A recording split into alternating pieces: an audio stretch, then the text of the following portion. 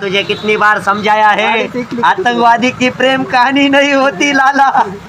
आता डायलॉग ऐकून बाबाभाऊ हसायलेत मध्ये बाबाभाऊ पूर्ण म्हाताऱ्या माणसावनी थरथर कापू लागले. ते कामून कापू लागले ते तुम्हाला व्हिडिओमध्ये सांगतोच. दुपारच्या टायमिंगमध्ये मीन बाबाभाऊनं गाडी काढली, नीट निघालोत गोपीनाथ गडाकडं.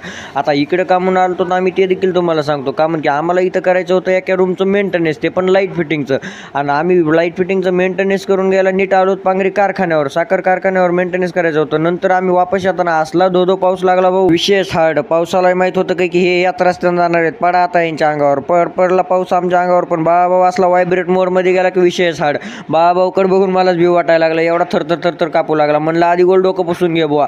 नंतर ऋषीबायातर्फे आम्ही मस्तपैकी कॉफी पिणार होतो, पण ऋषीबायानं काही कॉफी पाजली नाही. मी पण भिजलेलो.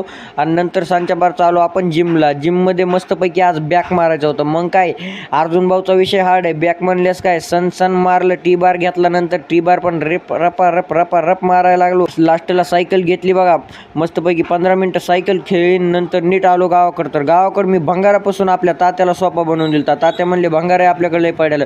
सोपा कसा झाला तेही कमेंटमध्ये सांगा. आतंकवादीचा डायलॉग कसा वाटला ते देखील कमेंटमध्ये सांगा बरं का. Bye bye.